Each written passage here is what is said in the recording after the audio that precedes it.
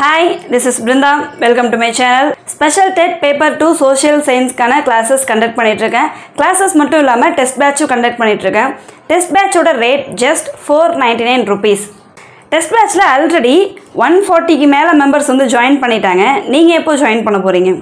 Test பேட்சில் join பண்ணணும்னு விருப்பப்படுறவங்க கமெண்ட்டில் அண்ட் டிஸ்கிரிப்ஷனில் இருக்கக்கூடிய டெலிகிராம் குரூப்பில் ஜாயின் பண்ணுங்கள். டெலிகிராம் குரூப் டிஸ்கிரிப்ஷனில் என்னோடய ஜிபே நம்பர் இருக்கும். அந்த ஜிபே நம்பருக்கு 499 rupees பே பண்ணிவிட்டு பேமெண்ட் ஸ்க்ரீன்ஷாட் எனக்கு சென்ட் பண்ணுங்கள். நான் உங்களை டெஸ்ட் பேட்ச் குரூப்பில் ஆட் பண்ணிவிடுவேன். ஆல்ரெடி டாபிக் வைஸ் டெஸ்ட்டு ஒரு 10 வந்து ஃபினிஷ் பண்ணியாச்சு அண்ட் வீக்லி டெஸ்ட்டு ஒரு 3 வந்து ஃபினிஷ் பண்ணியாச்சு. ஸோ நீங்கள் எப்போ ஜாயின் பண்ணலான் இருக்கீங்க? இன்றைக்கி கிளாஸில் நம்ம எதை பற்றி பார்க்க போகிறோம் அப்படின்னா, ஒரு மாநிலம் இருக்குது. அந்த மாநிலம் எப்படி ரூல் பண்ணுறாங்க, யாரெல்லாம் ரூல் பண்ணுறாங்க அப்படின்றத தான் பார்க்க போகிறோம். அதாவது ஒரு மாநிலம் எவ்வாறு செயல்படுகிறது, மாநில அரசு எவ்வாறு செயல்படுகிறது அப்படின்ற தலைப்பில் தான் 8th standard civics first lesson நம்ம பார்க்க போகிறோம். ஒரு மாநில அரசு எப்படிலாம் செயல்படுது, சட்டமன்றம் எப்படி செயல்படுது, ஆளுநரோட ஒர்க் என்ன, முதலமைச்சரோட ஒர்க் என்ன, அண்ட் அது மட்டும் இல்லாமல் சட்டமன்றத்தில் எப்படி மசோதாலாம் கொண்டுட்டு வராங்க, அது குறித்து நம்ம இன்றைக்கி வகுப்பில் பார்க்க போகிறோம். வகுப்பை முழுமையாக பாருங்கள். என்ன சந்தேகம் வந்தாலும் கமெண்ட்டில் கேளுங்க, நான் உங்களோட டவுட்டை கிளாரிஃபை பண்ணுறேன். ஒரு மாநிலத்தோட தலைமை நிர்வாகி யார் அப்படின்னு பார்த்தீங்கன்னா ஆளுநர் தான். அப்போ முதலமைச்சர் இல்லையா அப்படின்னு கேட்பீங்க. இவர் பெயரளவு தலைவர். ஆளுநர் அப்படின்றவர் ஒரு பெயரளவு தலைவர், அவர் தான் நிர்வாக தலைவர். பெயரளவு தலைவர் ஆப்ஷனில் கேட்பாங்க, பெயரளவா இல்லை ஒரிஜினலா அப்படின்ற மாதிரிலாம் ஆப்ஷன் இருக்கும். ஸோ கன்ஃபியூஸ் ஆக வேண்டாம். அவர் ஒரு பெயரளவு தலைவர் தான். யாருன்னா ஆளுநர். ஆளுநரை எப்படி அப்பாயிண்ட் பண்ணுறாங்க அப்படின்னு பார்த்தீங்கன்னா, குடியரசுத் தலைவர் தான் ஆளுநர் அப்பாயிண்ட் பண்ணுவாங்க. மத்திய அமைச்சரவையெல்லாம் இருக்கு இல்லையா, அந்த சென்ட்ரல் கவர்மெண்ட் அமைச்சரவை அவங்கெல்லாம் சஜஸ்ட் பண்ணுறது மூலமாக தான் ஆளுநரை வந்து மாநிலத்துக்கு அப்பாயிண்ட் பண்ணுவார் குடியரசுத் தலைவர். இந்த ஆளுநர் எப்படி செயல்படுறார் அப்படின்னு பார்த்தீங்கன்னா, இடையில ஒரு பாலமாட்டம் செயல்படுறாராம், பிரிட்ஜு மாதிரி. மாநில அரசுக்கும் மத்திய அரசும் இடையில அதை ரெண்டுத்தையும் இணைக்கிற ஒரு பாலமாக செயல்படுறாரு ஆளுநர் அவர்கள். இப்போ ஒரு மாநிலத்தில் ஒரு ஆளுநர் இருக்கார். அவரோட சொந்த ஸ்டேட்டில் அவர் ஆளுநராக ஆக முடியாது. இன்னொரு ஸ்டேட்டில் வேணால் என்ன பண்ணலான்னா ஆளுநராக ஆக முடியும். சொந்த ஸ்டேட்டுக்கு அவரால் ஆளுநராக ஆக முடியாது. ஆளுநரோட பதவிக்காலம் 5 ஆண்டுகள். ஸோ அந்த 5 ஆண்டுகள் முழுமையாக இருக்கலாமா இல்லை நீட்டிக்கப்படலாமா அப்படின்றதெல்லாம் யார் வந்து முடிவு செய்வா அப்படின்னு பார்த்தீங்கன்னா குடியரசுத் தலைவர். மேபி 5 ஆண்டுக்கு அதுக்கப்புறமாவும் கூட நீட்டிக்கப்படலாம் அவரோட பதவிக்காலம். இல்லை அப்படின்னா அவரை பணியிட மாற்றம் செய்யலாம், வேறு ஸ்டேட்டுக்கு வந்து சேஞ்ச் பண்ணலாம். அதுவும் இல்லைனா ஆளுநரே வந்து இது போதும் அப்படின்ற மாதிரி அவர் நினச்சாருன்னா ராஜினாமா கூட அந்த 5 ஆண்டுகளுக்கு முடியறதுக்கு முன்னாடியே ராஜினாமா கூட பண்ண முடியும் ஆளுநரால். சில சமயங்களில் ஆளுநர் மேலே ஏதாச்சும் குற்றச்சாட்டெல்லாம் பயங்கரமாக இருக்குது முன்வைக்கிறாங்க அப்படின்னா குடியரசுத் தலைவரால் இவரோட பதவிக்காலம் முடிவுக்கு கொண்டுட்டு வரப்படும். யாரோட பதவிக்காலம்? ஆளுநரோட பதவிக்காலம். இப்போது ஆளுநர் ஆகணும் அப்படின்னா 35 வயசு நிரம்பி இருக்கணும், இந்தியன் சிட்டிசனாக இருக்கணும், 35 ஏஜ் கம்ப்ளீட் பண்ணியிருக்கணும், எந்த கவர்மெண்ட் ஆஃபீஸ்லேயும் ஒர்க் பண்ணுறவராக இருக்கக்கூடாது. அது மட்டும் இல்லாமல் சட்டமன்றம் பாராளுமன்றம் ரெண்டுத்துலேயும் உறுப்பினரெல்லாம் இருக்கவே கூடாது. அப்படி உறுப்பினராக இருந்தாங்கன்னா அவங்கள வந்து ஆளுநராக அப்பாயிண்ட் பண்ண முடியாது. அவங்க ஒன்று அந்த பதவியை ராஜினாமா பண்ணிவிட்டு வரணும். ஸோ சட்டமன்றம் அண்ட் பாராளுமன்றத்தில் உறுப்பினரெல்லாம் அவங்க இருக்கக்கூடாது. இப்போ ஆளுநர் என்ன தான் பண்ணுறாரு? தமிழ்நாட்டில் ஆளுநர் இருக்கார். அவர் என்ன தான் பண்ணுறாரு அப்படின்னு பார்த்தீங்கன்னா முதலமைச்சரை அப்பாயிண்ட் பண்ணுறாரு. முதலமைச்சர் அப்பாயிண்ட் பண்ணுறாரா? ஆமாம், முதலமைச்சரை தான் அப்பாயிண்ட் பண்ணுறாரு.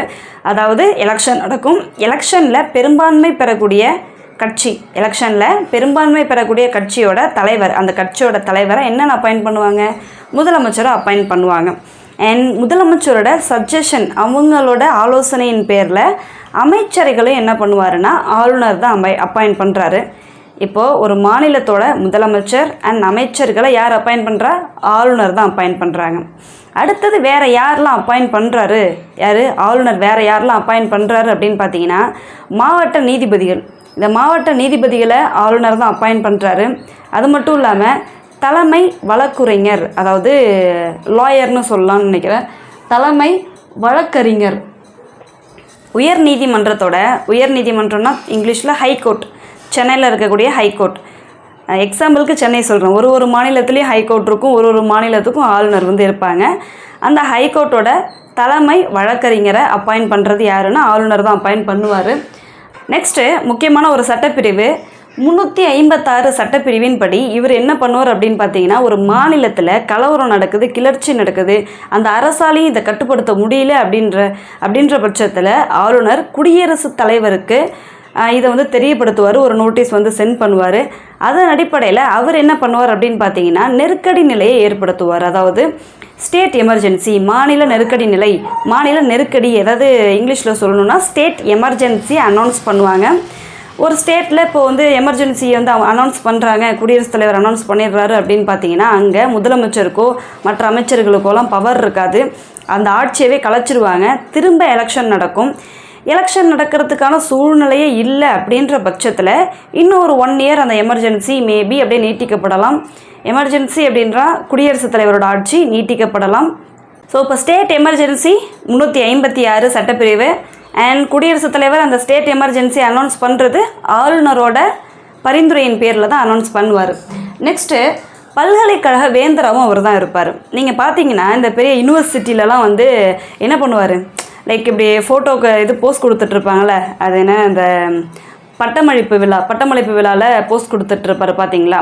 ஸோ பல்கலைக்கழக வேந்தராகவும் யார் இருப்பார் அப்படின்னு பார்த்தீங்கன்னா ஆளுநர் தான் இருப்பார்.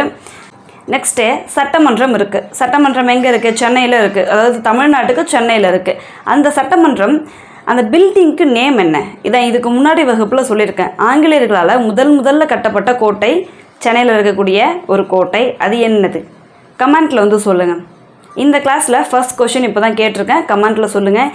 யாருமே ஆன்சர் பண்ணுறதே இல்லை, ஆன்சர் தெரியலையா இல்லை வந்து நீங்கள் மறந்துட்டீங்களா அப்படின்றது எனக்கு தெரியல.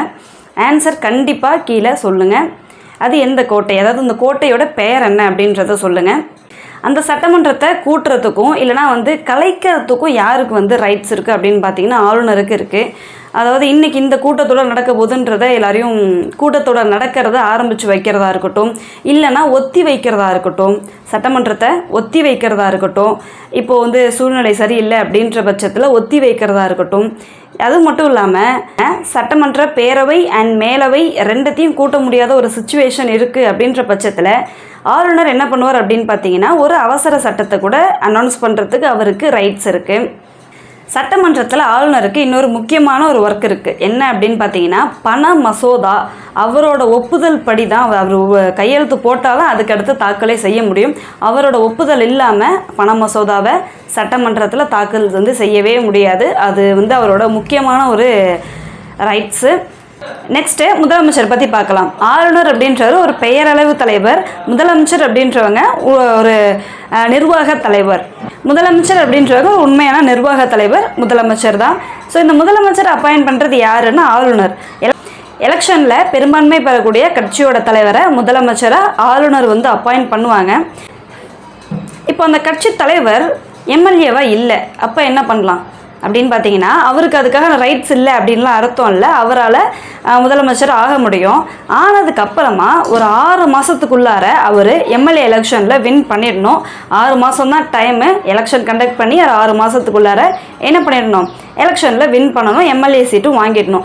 நெக்ஸ்ட் இவரை பற்றி வேறு என்னெல்லாம் இருக்குது அப்படின்னு பார்த்தீங்கன்னா, இவர் தலைமை நிர்வாகி இதெல்லாம் சொல்லியாச்சு. அமைச்சரவையின் தலைவர். அமைச்சரவையும் யார் அப்பாயின்ட் பண்ணுறா? ஆளுநர் தான் அமைச்சரவையும் அப்பாயின்ட் பண்ணுவாங்க. முதலமைச்சரோட அந்த பரிந்துரையின் பேரில் தான் அமைச்சரவையும் வந்து ஆளுநர் அப்பாயின்ட் பண்ணுவாங்க. அந்த அமைச்சரவையோட தலைவர் யாருன்னு பார்த்தீங்கன்னா முதலமைச்சர் தான். இவரை பற்றி வேறு என்ன சொல்லணும் அப்படின்னு பார்த்தீங்கன்னா, உயர் அதிகாரிகள், அதாவது ஆளுநர் அப்பாயின்ட் பண்ணக்கூடிய நிறைய உயர் அதிகாரிகள்லாம் இருப்பாங்கள்ல, அந்த உயர் அதிகாரிகளை இவரோட சஜஷனும் இருக்கும். அப்பாயின்ட் பண்ணுறதுக்கு முன்னாடி ஆளுநர் முதலமைச்சரோட பரிந்துரைன்னு வந்து கேட்டுப்பார். கேட்டுட்டு தான் வந்து அப்பாயின்மெண்ட் எல்லாமே நடக்கும். அதுக்கடுத்தது இப்போ ஒரு ஸ்டேட் அப்படின்னு இருக்குன்னா, இப்போது பாராளுமன்றம் எத்தனை அவை இருக்குது? 2 அவை இருக்குது இல்லையா? அது மாதிரி ஸ்டேட்லேயும் 2 அவை இருக்குது. ஆனால் எல்லா ஸ்டேட்லேயும் 2 அவை கிடையாது, ஈரவை கிடையாது. மொத்தம் ஒரு 6 ஸ்டேட் தான். ஆந்திரா, தெலுங்கானா, யூபி இந்த மாதிரியான ஒரு 6 ஸ்டேட்டில் தான் என்ன இருக்குது அப்படின்னு பார்த்தீங்கன்னா, சட்டமன்ற மேலவை அப்படின்றது ஒன்று இருக்குது. சட்டமன்ற மேலவை இருக்குது. எல்லா ஸ்டேட்லேயும் கிடையாது, ஒரு 6 ஸ்டேட்டில் மட்டும்தான் இருக்குது. சட்டமன்ற பேரவை அப்படின்றது சட்டமன்றம் எல்லா ஸ்டேட்லேயும் இருக்கக்கூடியது. சட்டங்களை இயற்றுறதுக்கு, அதாவது சட்டங்களை இயற்றி அதை நடைமுறைப்படுத்துறதுக்கான உரிமை இந்த சட்டமன்ற பேரவைக்கு தான் இருக்குது. மேலவைக்கு அது மாதிரியான உரிமைகள் எதுவுமே கிடையாது. இப்போ சட்டமன்ற மேலவையில் 40 உறுப்பினர்களுக்கு கம்மியாக இருக்கக்கூடாது. அதாவது மினிமம் ஒரு 40 ஆச்சும் மெம்பர்ஸ் வந்து இருக்கணும் சட்டமன்ற மேலவையில். அந்த சட்டமன்ற மேலவை உறுப்பினர்களை எப்படி அப்பாயிண்ட் பண்ணுறாங்க, என்ன மாதிரி அப்படின்னு பார்த்தீங்கன்னா இன்டைரக்ட் எலெக்ஷன். இப்போது ராஜ்யசபா எலெக்ஷன் எப்படி நடக்கும்? நம்ம லோக்சபா எலெக்ஷனுக்கு தான் என்ன பண்ணுவோம்னா ஓட் போடுவோம். ராஜ்யசபா எலெக்ஷன் இன்டைரக்டாக நடக்கும் இல்லையா, அது மாதிரி தான் இங்கேயும் சட்டமன்ற மேலவைக்கு இன்டைரக்ட் எலெக்ஷன், மறைமுக எலெக்ஷன் தான் நடக்கும். யாரெல்லாம் வந்து அதுக்கு ஓட் பண்ணுவாங்க அப்படின்னு பார்த்தீங்கன்னா சட்டமன்ற பேரவை உறுப்பினர்கள், அதாவது அந்த எலெக்ஷனுக்கு யாரெல்லாம் ஓட் போடுறதுக்கு ரைட்ஸ் இருக்குதுன்னு பார்த்தீங்கன்னா சட்டமன்ற பேரவையோட உறுப்பினர்கள். அண்ட் அது மட்டும் இல்லாமல் டீச்சர்ஸு அண்ட் பஞ்சாயத்து தலைவர்கள் மீன்ஸ் பிரசிடென்ட் இருப்பாங்க இல்லையா, அந்த பஞ்சாயத்து உறுப்பினர்கள், இவங்களாலையும் என்ன பண்ண முடியும் அப்படின்னு பார்த்தீங்கன்னா சட்டமன்ற மேலவை உறுப்பினர்களுக்கு அங்கே அவங்களுக்கு வந்து ஓட் போடுறதுக்கு ரைட்ஸ் வந்து இருக்குது. ஸோ அது மறைமுக தேர்தல் தான் வந்து நடக்கும். யாருக்கு? சட்டமன்ற மேலவை உறுப்பினர்களுக்கு மறைமுக தேர்தல் தான். அண்ட் அது அவங்களோட பதவிக்காலம் எவ்வளோ அப்படின்னு பார்த்தீங்கன்னா 6 ஆண்டுகள். அவங்களோட பதவிக்காலம் 6 ஆண்டுகள். ஏஜ் 30 ஏஜ், அதாவது 30 ஏஜை கம்ப்ளீட் பண்ணியிருக்கணும். 6 ஆண்டுகள் பதவிக்காலம். 2 வருஷத்துக்கு ஒரு தடவை இதிலேருந்து 3/1 பங்கு என்ன பண்ணுவாங்கன்னா உறுப்பினர்கள் ரிட்டையர் ஆகிட்டே இருப்பாங்க. இந்த சட்டமன்ற மேலவை அப்படின்றது ஒரு பெர்மனண்ட்டான ஒரு விஷயம், அதை கலைக்க முடியாது, அதெல்லாம் வந்து நடக்காது. அதே வந்து சட்டமன்ற பேரவை அப்படின்றது அதை கலைச்சிருவாங்க, திரும்ப எலெக்ஷன் வைப்பாங்க, அதெல்லாம் பார்த்தோம் இல்லையா. ஆனால் இந்த மேலவை அப்படின்றது கொஞ்சம் இதுக்கு ஆப்போசிட்டாக இருக்கக்கூடியது. ராஜ்யசபா மாதிரி தான் செயல்படக்கூடியது சட்டமன்ற மேலவை அப்படின்றது. இப்போது சட்டமன்ற மேலவையோட தலைவரை யார் சூஸ் பண்ணுவோம் அப்படின்னு பார்த்தீங்கன்னா அந்த சட்டமன்ற மேலவையோட உறுப்பினர்கள் தான் என்ன பண்ணுவாங்க, மேலவையோட தலைவரை சூஸ் பண்ணுவாங்க. தலைவர் மற்றும் துணை தலைவரை சூஸ் பண்ணுவாங்க. ஓட் போட்டு தேர்ந்தெடுப்பாங்க. இப்போ நெக்ஸ்ட்டு சட்டமன்ற பேரவை பற்றி பார்க்கலாம். சட்டமன்ற பேரவை ஆர் சட்டமன்றம் அப்படின்னா 2 ஒன்று தான். சரி, அந்த சட்டமன்றம் என்னவா செயல்படுது அப்படின்னு பார்த்தீங்கன்னா சட்டங்களை உருவாக்குபவர்கள் தான் இந்த சட்டமன்ற உறுப்பினர்கள். சட்டமன்ற உறுப்பினர்கள் அப்படின்றவங்க அதாவது எம்எல்ஏக்கள், சட்டங்களை மாநிலத்தோட சட்டங்களை உருவாக்குபவர்கள் தான் சட்டமன்ற உறுப்பினர்கள். 25 ஏஜ் வந்து கம்ப்ளீட் ஆனவங்களால தான் இந்த சட்டமன்ற எலெக்ஷனுக்கு வந்து நிற்க முடியும், அதாவது எம்எல்ஏ எலெக்ஷனுக்கு போட்டியிட முடியும். இப்போது எலெக்ஷன் நடத்துகிறாங்க அப்படின்னா எதன் அடிப்படையில் நடத்துகிறாங்க அப்படின்னு பார்த்தீங்கன்னா ஒரு சட்டமன்ற தொகுதி அப்படின்றது 1 லட்சத்துக்கும் குறையாமல் மக்கள் தொகை இருக்கணும், இல்லை அதுக்கு மேலே கூட மக்கள் தொகை இருக்கலாம். அந்த 1 லட்சம் மக்கள் தொகை இருக்கக்கூடிய ஒரு பகுதியை தொகுதி அப்படின்னு வந்து பிரிப்பாங்க. தொகுதியாக வந்து பிரிப்பாங்க. ஒரு மாவட்டத்திலே பல தொகுதிகள் வந்து இருக்கும் கண்டிப்பாக. மொத்தம் எத்தனை தொகுதிகள் இருக்குது அப்படின்னு பார்த்தீங்கன்னா தமிழ்நாட்டில் 234 தொகுதிகள் இருக்குது. எத்தனை தொகுதி? 234 தொகுதிகள் இருக்குது. அதில் அதிகமாக ஒரு 118 தொகுதியாச்சும் வின் பண்ணால் தான் என்ன பண்ண முடியும் அப்படின்னு பார்த்தீங்கன்னா 118க்கும் மேலே வின் பண்ணால் தான் ஆட்சி வந்து அமைக்க முடியும். இப்போ ஒரு எலெக்ஷனில் நிற்கிறாங்க அப்படின்னு பார்த்தீங்கன்னா அவர் ஒரு தொகுதியிலையோ இல்லை 1க்கும் மேற்பட்ட தொகுதியில் கூட வந்து போட்டியிட முடியும். ரீசெண்டாக கூட இந்த எலெக்ஷனில் ஒருத்தர் வந்து அப்படி போட்டியிட்டார். 1க்கும் மேற்பட்ட தொகுதி, அதாவது 2 தொகுதியில் வந்து போட்டியிட்டார். அது மட்டும் இல்லாமல் எந்த கட்சியும் சாராத சுயேட்சை வேட்பாளர்களும் வந்து எலெக்ஷனில் வந்து போட்டியிடுவாங்க.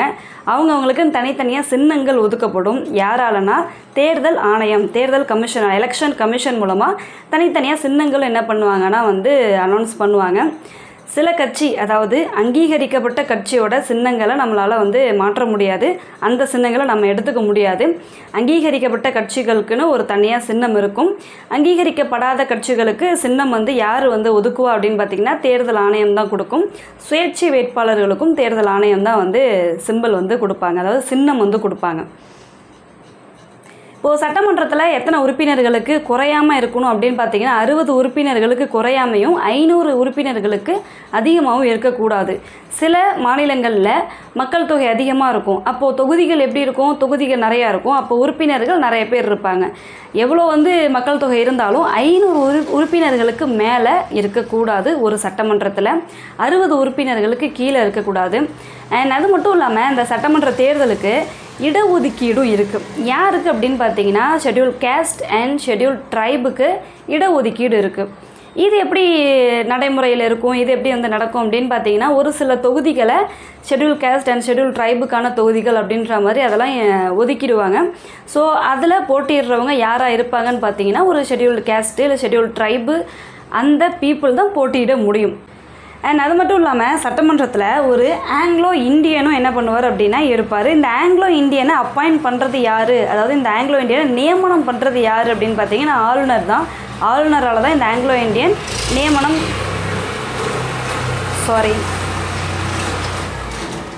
சட்டமன்றத்தோட காலம் எவ்வளவு காலம் வந்து சட்டமன்றம் நடக்கும்னா, இப்போது எலெக்ஷன் நடக்குது, வின் பண்ணுறாங்க, ஆட்சி அமைக்கிறாங்க. இப்போ சட்டமன்றத்தோட காலம் எவ்வளவு, பதவி காலம் எவ்வளவு அப்படின்னு பார்த்தீங்கன்னா 5 ஆண்டு காலம். 5 ஆண்டு காலம். இப்போ ஒரு எலெக்ஷனில் வின் பண்ணுறாங்க, 5 ஆண்டு காலம் வரைக்கும் அவங்களால ரூல் பண்ண முடியும். அதுக்கு அடுத்தது என்ன நடக்கும்னா திரும்ப ஒரு எலெக்ஷன் வந்து கண்டக்ட் பண்ணுவாங்க. ஸோ இடையில மேபி ஆளுநரால் என்ன பண்ண முடியும் அப்படின்னு பார்த்தீங்கன்னா இந்த சட்டமன்றத்தை கலைக்க முடியும். சட்டமன்றத்தை கலைக்கவும் அவரால் முடியும். இவங்க வந்து ப்ராப்பராக வந்து ஒரு ரூல் பண்ணல, ஆட்சி வந்து ப்ராப்பராக இல்லை, அது மட்டும் இல்லாமல் வந்து நம்பிக்கையில்லா தீர்மானம் வந்து எடுத்துகிட்டு வராங்க அப்படின்ற பட்சத்தில் ஆளுநர் மூலமாக இந்த சட்டமன்றம் கலைக்கப்படும். கலைச்சிட்டு திரும்ப வந்து எலெக்ஷன் வந்து கண்டக்ட் பண்ணுவாங்க. சபாநாயகர், அதாவது இந்த சட்டமன்றத்துக்கு யார் தலைமை வகிப்பா அப்படின்னு பார்த்தீங்கன்னா சபாநாயகர் தான் தலைமை வகிப்பார். அந்த சபாநாயகரை யார் வந்து எலெக்ட் பண்ணுவா, எப்படி எலெக்ட் பண்ணுவாங்க, தேர்ந்தெடுப்பாங்க அப்படின்னா சட்டமன்ற உறுப்பினர்கள் தேர்ந்தெடுப்பாங்க. நெக்ஸ்ட்டு இதெல்லாம் சொல்லியாச்சு. 234 தொகுதி அப்படின்றது முதலமைச்சர் அண்ட் அமைச்சர்கள் இவங்கெல்லாம் சேர்ந்தது தான் ஒரு மாநில அரசாங்கம் அப்படின்றது. இந்த அமைச்சர்கள்ங்கிறோமே அவங்களாமும் யார் அப்படின்னு பார்த்தீங்கன்னா அவங்களும் எம்எல்ஏ தான். ஒரு தொகுதியோட எம்எல்ஏவாக தான் இருப்பாங்க, சட்டமன்ற உறுப்பினராக தான் இருப்பாங்க. அந்த சட்டமன்ற உறுப்பினர்களில் தான் ஒரு சில முக்கியமான நபர்களை முதலமைச்சர் என்ன பண்ணுவார்னா அமைச்சர் இந்தந்த துறைகளுக்கு அமைச்சராக நியமனம் பண்ணுவார். அவர் நியமனம் பண்ண மாட்டார், அவர் பரிந்துரைப்பார், ஆளுநர் நியமனம் பண்ணுவார். புரியுது தானே? முதலமைச்சர் அண்ட் அமைச்சர் இவங்க 2 பேரும் சேர்ந்தது தான் ஒரு மாநில அரசாங்கம். ஒரு வருஷத்துக்கு எத்தனை கூட்டம் நடைபெறும் அப்படின்னு பார்த்தீங்கன்னா 2 அப்படி இல்லைனா 3 கூட்டம் வந்து நடைபெறும். சட்டங்களை இயற்றுறது யாரோட ஒர்க் அப்படின்னா இந்த சட்டமன்ற உறுப்பினர்களோட வேலை சட்டங்களை இயற்றுறது தான்.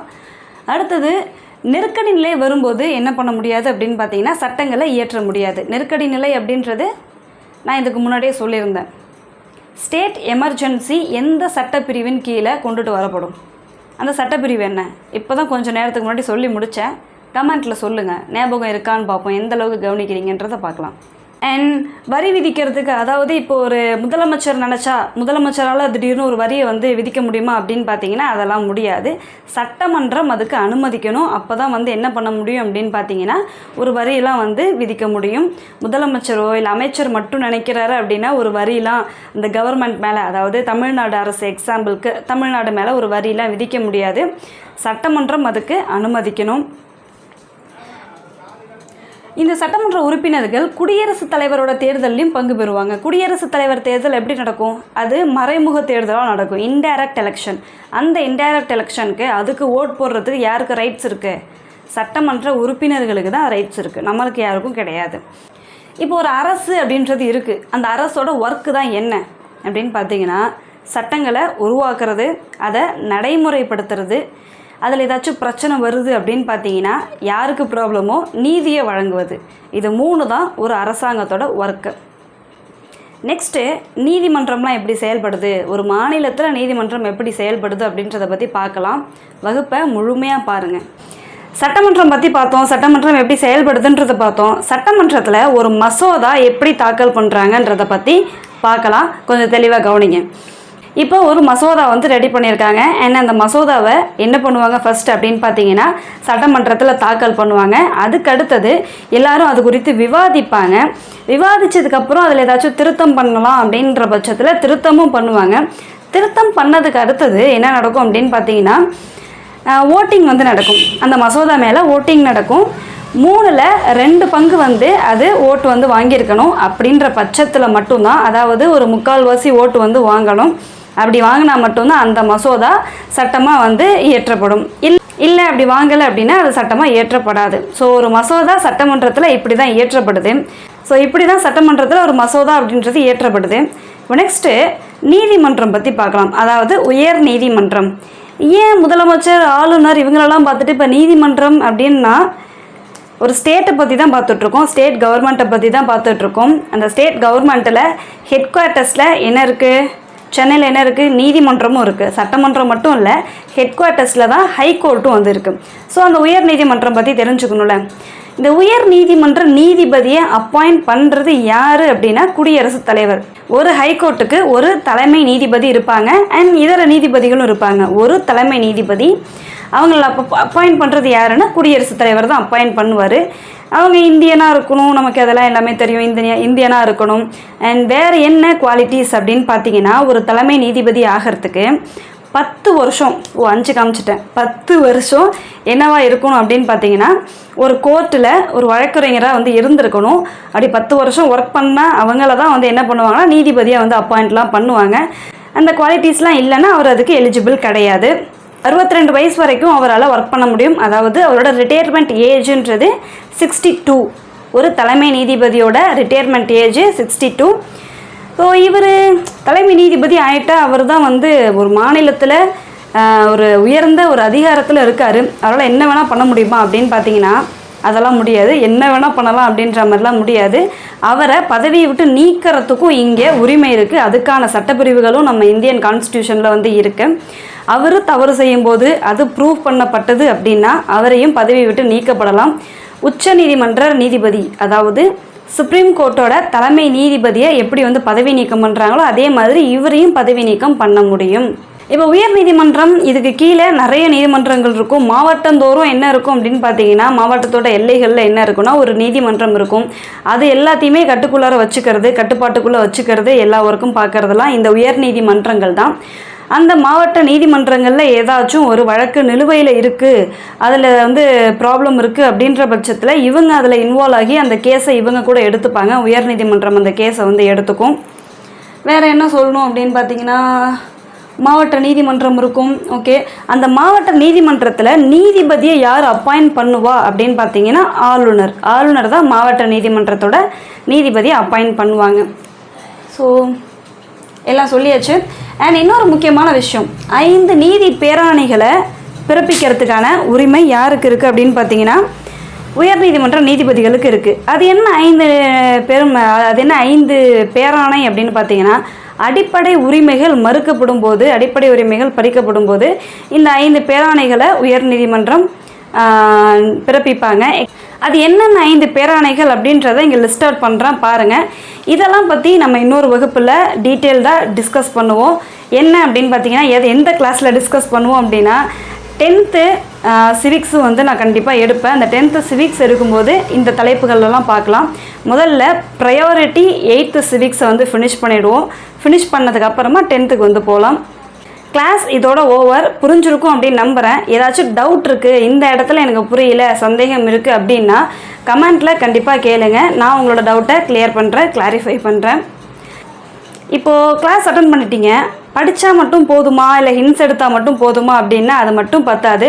டெஸ்ட் பேட்ச் கண்டிப்பாக வாங்கினா மட்டும்தான் என்ன பண்ண முடியும் அப்படின்னா ஒரு குவாலிஃபைடு மார்க் எடுக்க முடியும். டெஸ்ட் பேட்சோட ரேட் ஜஸ்ட் 499 rupees. வெளியில் அகாடமிலலாம் எவ்வளோன்னு பார்த்தீங்கன்னா 2500 வாங்கிட்டு இருக்காங்க டெஸ்ட் பேட்சுக்கு. பட் நான் 499 rupees தான் வாங்கிட்டுருக்கேன். ஸோ நீங்கள் எப்போ டெஸ்ட் பேட்ச் வாங்க போகிறீங்க? ஆல்ரெடி 140 members வந்து டெஸ்ட் பேட்ச் வாங்கியிருக்காங்க. நீங்கள் எப்போ டெஸ்ட் பேட்ச் வாங்க போகிறீங்க?